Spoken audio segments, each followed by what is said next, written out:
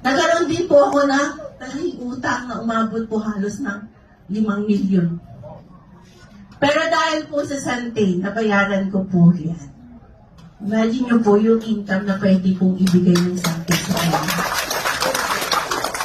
Pero hindi lang po ako yung nabago ang buhay. Kasi nung nagsisimula ako, yung asawa ko po kasi, nung nag-attend ako ng training, ginagabi pa po ako, yung asawa ko, hindi po ako niyan sinasamahan.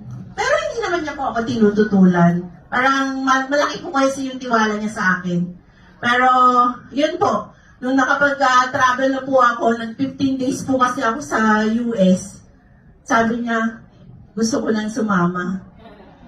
Eh sabi ko, sige, tulungan mo ako. Kasi sa totoo lang po nun, habang ako nagtitraining, yung asawa ko, ang ka-training niya, alam niyo na, mas gusto niya kasama si MP.